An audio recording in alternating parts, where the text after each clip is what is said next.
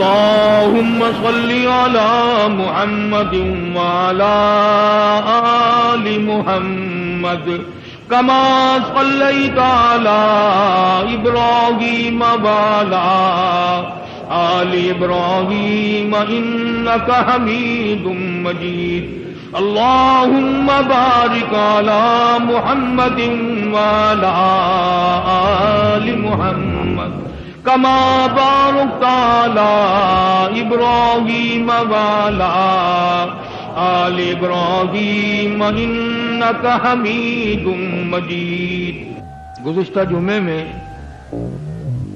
امام الانبیاء محبوب کبریا حضرت محمد مصطفیٰ صلی اللہ تعالی علیہ وسلم کی ولادت باسعادت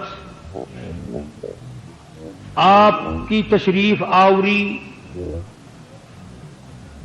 آپ صلی اللہ علیہ وسلم کا دنیا میں تشریف لانا، سیدہ آمنہ خاتون رضی اللہ تعالی عنہا کے اوپر اللہ تعالی کے انعامات، سیدہ حلیمہ رضی اللہ تعالی عنہا کے اوپر اللہ کی خاص خاص مہربانیاں. سبحان اللہ. یہ عنوان، یہ موضوع میں نے عرض کیا تھا. اپنی طرف سے کوشش کرتا ہوں کہ بات صحیح عرض کی جائے، اچھی بات عرض کی جائے، لوگوں کے فائدے کی بات عرض کی جائے، قرآن اور حدیث پاک صلی اللہ علیہ وسلم کے اندر سے بات ہو، باہر سے نہ ہو. اب سب حضرات نے نبی کا جشن دیکھ لیا، نبی کے دین کا تماشا دیکھ لیا. اب میرے بیان کرنے کی کیا ضرورت باقی رہ گئی؟ کون سا موضوع ہے جو میں بیان کروں اور اس کا فائدہ کیا ہوگا؟ 313 ریاکشن چینل میں خوش آمدید. قاری جب امام کا وضو ٹوٹ جائے مقتدی کیا کریں گے؟ 84 کا نیا بیان آپ کی خدمت میں حاضر ہے. دین کے رہنما خطیب اور ائمہ مساجد جب غلط بات لوگوں کو بتائیں گے تو دین کی خیر کیسے رہے گی؟ ہم پوچھتے ہیں تو جواب ملتا ہے کہ جی حضور صلی اللہ علیہ وسلم کی پیدائش کے موقع پر ابو لہب نے باندی آزاد کی، لونڈی آزاد کی، مٹھائی تقسیم کی. ابو جہل نے خوشی منائی. پیغمبر کے پیارے پیغمبر کے چچا جو تھے انہوں نے تقسیم کی مٹھائی اور خوشیاں منائی. اگر آپ حضرات کی کھوپڑی میں دماغ ہے تو میں ایک بات کہتا ہوں، ٹھیک ہے ہم تسلیم کرتے ہیں کہ ابو لہب نے باندی آزاد کی، مٹھائی تقسیم کی، ابو جہل نے خوشی منائی، لیکن تم ابو لہب اور ابو جہل کے کھاتے میں نہ جاؤ، ابو بکر کے کھاتے میں آؤ.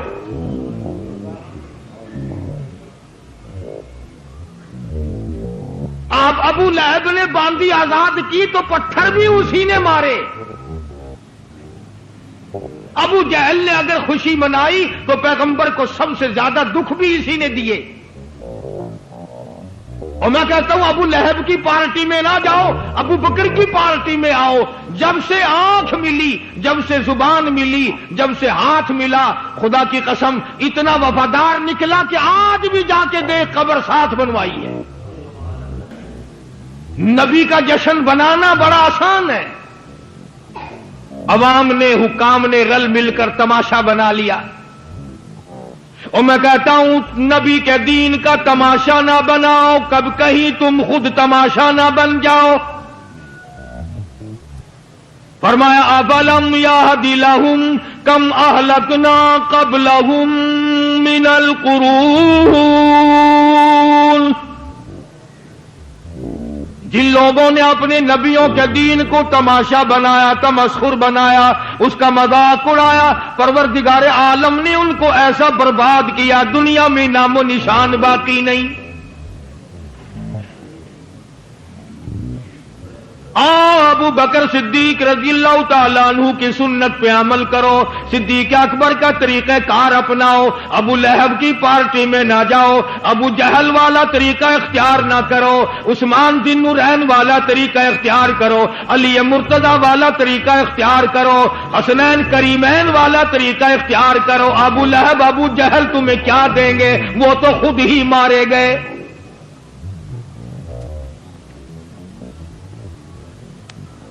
مدنی کریم صلی اللہ تعالی علیہ وسلم کی جوانی آئی، شباب آیا، آپ نے اپنے پیارے پیارے زبان سے، پیارے پیارے منہ سے اللہ کا قرآن لوگوں کو سنایا، سارا مکہ دشمن بن گیا۔ یہی 12 ربیع الاول تھی، یہی ربیع الاول کی 12 تاریخ تھی، اور جس کی گواہی ساری دنیا کی زبان دیتی ہے، سب کہتے ہیں 12 وفات، 12 ولادت کوئی نہیں کہتا، 12 میلاد کوئی نہیں کہتا، پیدائش میں اختلاف ہے، علماء کا، محققین کا اکثر کا قول ہے 9 تاریخ کو پیدائش ہوئی، 11 کو پیدائش ہوئی، 10 کو پیدائش ہوئی، لیکن ساری دنیا کے علماء، کتابوں والے اختلاف میں کوئی فرق نہیں کرتا، سب کہتے ہیں 12 تاریخ کی صبح تھی۔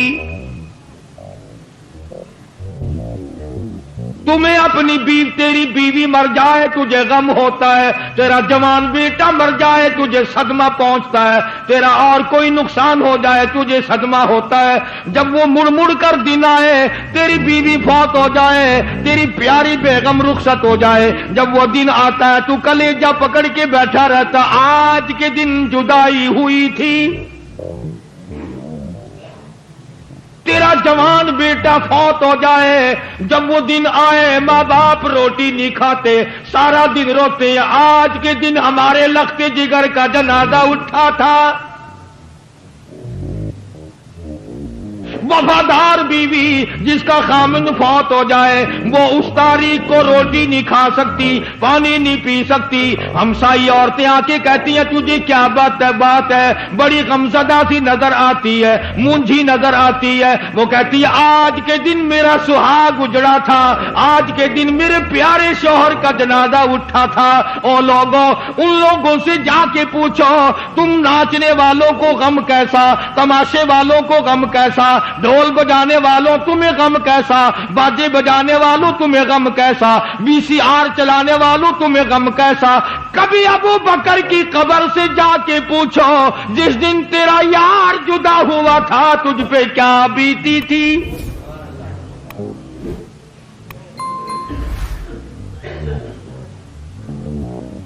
کئی دن پہلے یہی سورت اذا جاء نصر اللہ کی نازل ہوئی، حضور اکرم صدقہ صلی اللہ علیہ وسلم کی ذات اقدس پہ یہ سورت کا نزول ہوا، آپ نے صحابہ کرام کو سنا دی کہ اسلام میں فوج کی فوج داخل ہوں گی، اسلام میں لشکر کے لشکر داخل ہوں گے، اللہ کا دین پھیل جائے گا۔ فسبح بحمد ربک، جب ایسا ہو میرے محبوب تو میرا نام بلند کر، استغفار کر۔ سارے صحابہ اچھلتے پھرتے ہیں، خوشیاں منا رہے ہیں، ہمارا دین کامل ہو گیا، اسلام کو غلبہ ملے گا، فوج کی فوج اسلام میں داخل ہوں گی، لشکر کے لشکر اسلام میں داخل ہوں گے، ٹول کے ٹول اسلام میں داخل ہوں گے، سارا مدینہ راضی، سارے صحابہ خوش، مسرت منا رہے ہیں، ایک ابو بکر اس پرلے کونے میں بیٹھا ہوا رو رہا ہے۔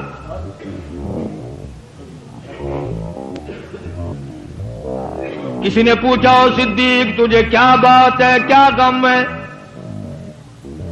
تجھے کسی نے کچھ کہہ دیا؟ کہتا نہیں نہیں۔ کسی نے گالی تو نہیں دی؟ کہتا نہیں۔ اور کسی نے کوئی صدمہ پہنچایا؟ کہتا نہیں نہیں۔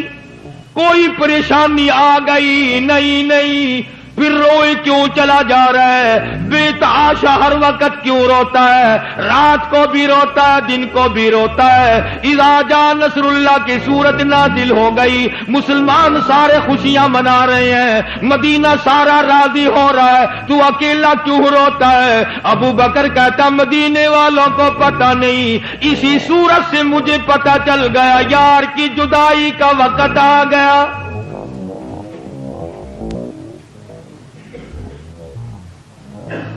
میں کیسے زندہ رہوں گا، کس طرح وقت بسر کروں گا؟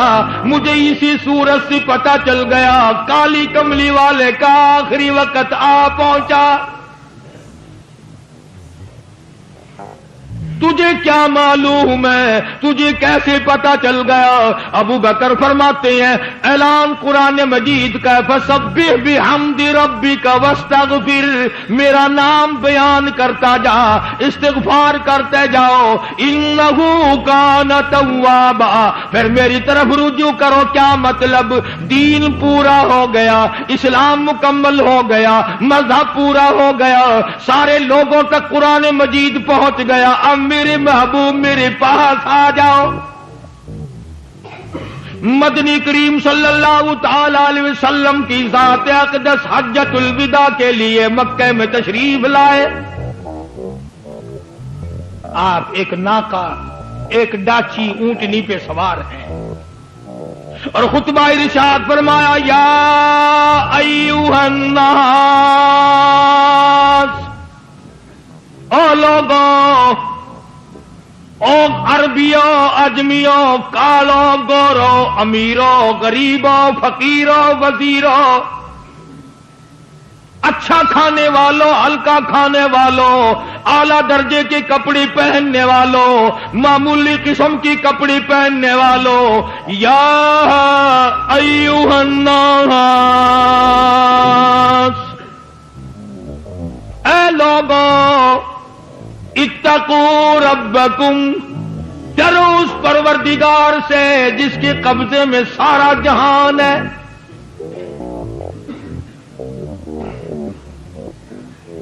اس کے بعد فرمایا او لوگوں آگے بڑھو، میرا آخری پیغام سن لو، شاید میری تمہاری اس کے بعد ملاقات نہ ہو، میرا آخری پیغام نوٹ کر لو، میرا پیغام لکھ کے لے جاؤ، میری آواز سن لو، جو موجود نہیں ان کو جا کے بتاؤ، بیٹیوں کو بتاؤ، بیویوں کو بتاؤ، بہنوں کو بتاؤ، امیوں کو بتاؤ، میرا پیغام بڑا اہم ہے۔ فرمایا یا ایھا الناس، او لوگوں میری بات سنو، آج کے بعد میری تمہاری ملاقات شاید نہ ہو، میرا آخری وقت ہے، آخری کلام ہے، میرا آخری خطبہ ہو، بہت ممکن ہے اللہ کے ساتھ کسی کو شریک نہ ٹھہرانا،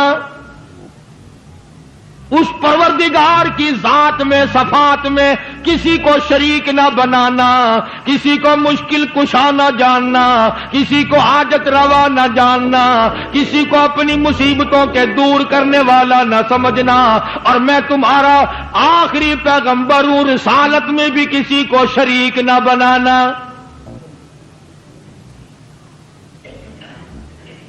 اس کے بعد فرمایا الصلاۃ الصلاۃ، نماز کی پابندی کرنا، نماز کا خیال کرنا، او ما ملکت ایمانکم، اور جو تمہارے ملازم فرما بردار ہو ان کے حقوق کا خیال کرنا۔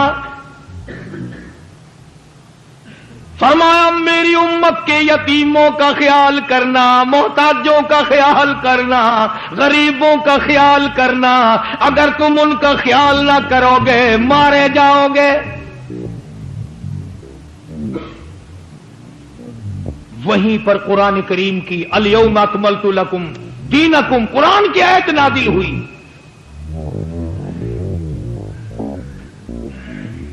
مزدلفہ میں تشریف لائے، مینا میں تشریف لائے، مکہ مکرمہ سے ابھی روانہ نہیں ہوئے کہ بیت اللہ میں طواف کرتے کرتے حضور کریم صلی اللہ علیہ وسلم کے سر مبارک میں درد شروع ہوا اور بخار شروع ہو گیا۔ نبی مدینے سے بیت اللہ کا طواف کرنے مکے گئے، یہ تمہارے والا طریقہ حضور کو نہیں آیا نا کہ جہاں چاہ کعبہ بنایا طواف کر لیا۔ یہ نشانی ہے تم سے کعبہ چھیننے کی، بیت اللہ کی بے ادبی نہ کرو مارے جاؤ گے۔ گھر گھر بیت اللہ بنانا، تماشے کے لیے بیت اللہ کا بنانا۔ اب رہا یمن کا بادشاہ اگر اپنے یہاں بنائے تو وہ تو کافر ہو جائے، وہ تو برباد ہو جائے، اس کے ہاتھیوں کو اللہ کے پیدا کر دے، پرندے تباہ کر دے، تم بناؤ پکے مسلمان ہو۔ مدنی کریم صلی اللہ تعالی علیہ وسلم نے سفر شروع فرما دیا، مدینے پاک میں تشریف لے آئے، سورت اذا جاء نصر اللہ کا نزول ہو گیا، ابو بکر کو دھڑکا لگ گیا، ابو بکر کو پریشانی بڑھ گئی، صدیق اکبر رضی اللہ تعالی عنہ کی سمجھ میں بات آ گئی، کالی کملی والے صلی اللہ تعالی علیہ وسلم کا آخری وقت ہے، مرض الموت ہے، بیماری بڑی سخت ہے، بے ہوشی ہو کے جاتی ہے، صحابہ کرام مدینہ منورہ میں چاروں طرف سے جمع ہیں، اگر حضور کریم صلی اللہ علیہ وسلم نماز کے لیے تشریف نہیں لاتے، تمام صحابہ کرام حجرہ مبارک کے چاروں طرف جمع ہیں، روتے ہیں، ٹکرے مارتے ہیں، کیا بنی آج حضور کے پیچھے نماز نصیب نہ ہوئی۔ کبھی ہوش آ جاتا ہے، کبھی بے ہوشی طاری ہو جاتی ہے، پھر ہوش آتا ہے، پھر بے ہوشی طاری ہو جاتی ہے۔ آپ صلی اللہ علیہ وسلم کو آخری وقت میں نماز کا کتنا فکر ہے، ہوش آیا، فرمایا الصلاۃ الصلاۃ۔ کیا لوگوں نے نماز پڑھی ہے؟ لوگ نماز پڑھ چکے؟ فرمایا قالوا لا بل ينتظرونک، نہیں بلکہ آپ کا انتظار کر رہے ہیں صحابہ۔ مدنی کریم صلی اللہ تعالی علیہ وسلم نے فرما دیا مر ابا بکر ان یصلی الناس، صدیق اکبر کو حکم دو میری مصلی پہ کھڑا ہو کر نماز پڑھائے۔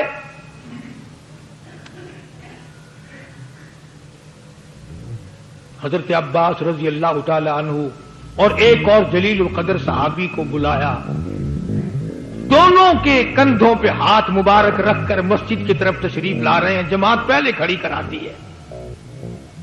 علماء فرماتے ہیں اتنی کمزوری آ گئی تھی کہ قدم مبارک زمین پہ رکھا نہیں جاتا تھا، جمتا نہیں تھا حضور صلی اللہ علیہ وسلم کا قدم مبارک، گھسٹتے ہوئے مسجد میں تشریف لائے۔ نماز ختم ہو گئی، منبر پہ تشریف فرما ہوئے، سارے دیوانے جمع ہو گئے، پروانے جمع ہو گئے، جانثار جمع ہو گئے، غم گسار جمع ہو گئے، عشق محمد صلی اللہ علیہ وسلم میں سرشار لوگ جتنے تھے، مستانے تھے، اکٹھے ہو گئے۔ آپ نے اس وقت بھی فرمایا او لوگوں میری تمہاری آخری ملاقات ہے، نماز کی پابندی کرنا، نماز کا خیال کرنا۔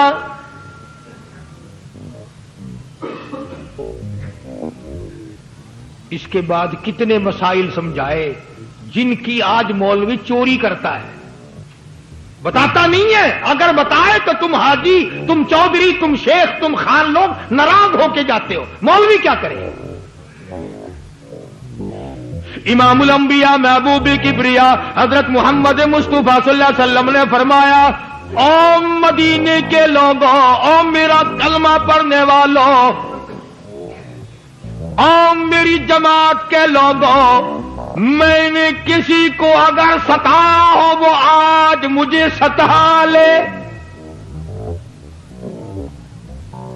قیامت کا کتنا فکر ہے، کتنا ڈر ہے، کتنا خوف ہے، جس کے صدقے میں سارا جہان پیدا کیا گیا وہ کتنا خوف کھائے ہوئے ہیں۔ وہ فرماتے او لوگوں جس کو میں نے گالی دی ہو مجھے آج گالی نکال لے، قیامت میں مطالبہ نہ کرے۔ جس پر میں نے زیادتی کی ہو وہ آج مجھ پہ زیادتی کر لے، آج بدلہ لے لے، کل قیامت میں شرمندہ نہ کرے۔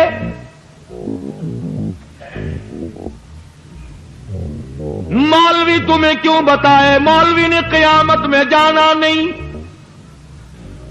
तुम लोगों में क़यामत में जाना नहीं। इमामुल अंबिया की हदीस पाक मौजूद है, सारे सहाबा किराम गवाह, हुजूर की आंखों में आंसू है। फरमाया लोगों, जिसको मैंने मारा हो वो आज मार कर बदला ले ले।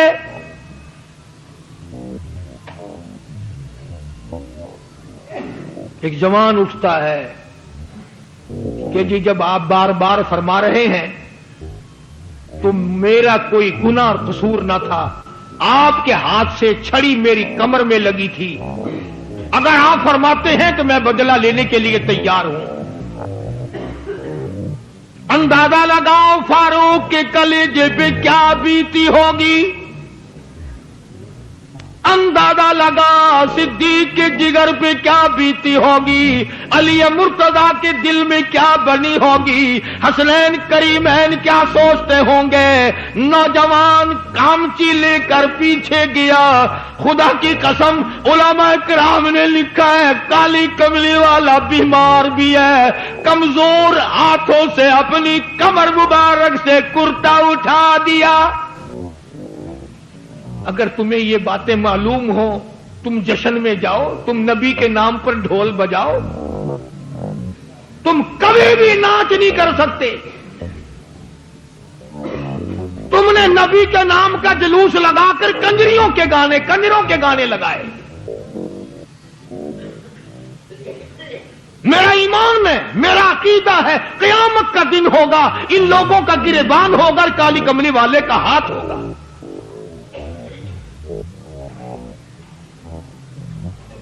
सहाबी हुजूर सल्लल्लाहु अलैहि वसल्लम की पुश्त मुबारक के पीछे आया।